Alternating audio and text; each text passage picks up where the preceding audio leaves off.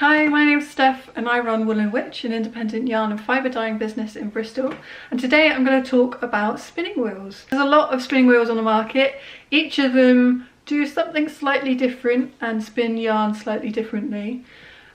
But the process of spinning is exactly the same as when you spin on your drop spindle. Prices range from about £200 to well over £1,000 depending on what spinning wheel you go for. There is handcrafted, beautifully handcrafted ones down to manufactured ones that are similar to this one. So there's a lot of different spinning wheels on the market and it can sometimes be hard to work out what you're after and what each one does differently. So today I'm just going to talk about my spinning wheel, which is the Woolmaker's Bliss spinning wheel. It's actually one of the cheaper ones on the market and it is a great introductory wheel.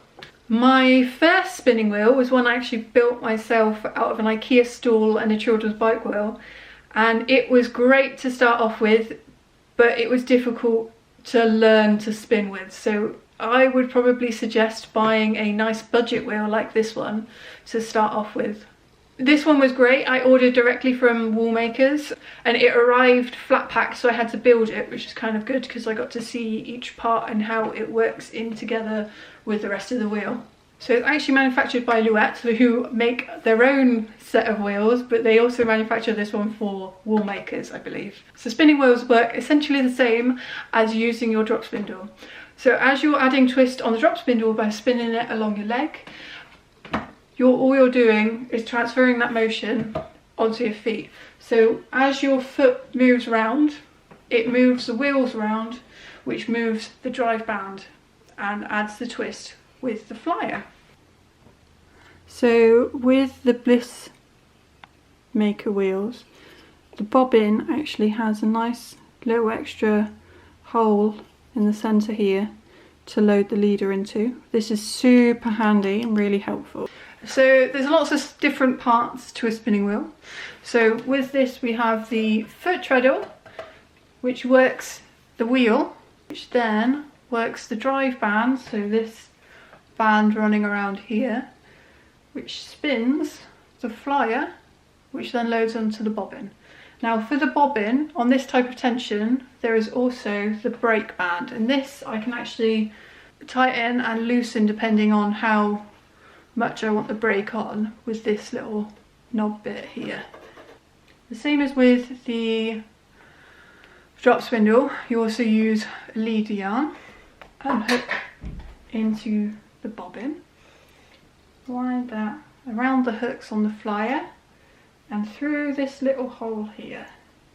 This is called the orifice on this bit. Then all you do is you push your foot pedal down. As long as you're always spinning it in the same direction, you'll add twist into this leader. So I'm just going to be working with a slight bit of my bat. So same as with the drop spindle, hook it round, hook fibre through the leader yarn, and then just give it a spin.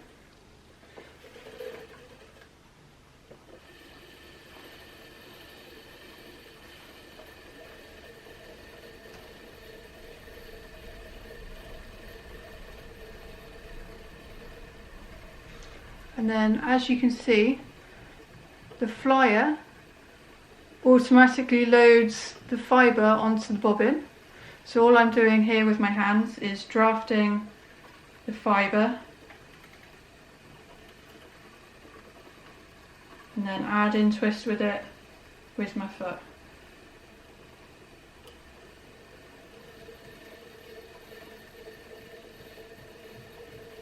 And that's pretty much my short introduction to using a spinning wheel, and just a very brief little intro to spinning wheels in general.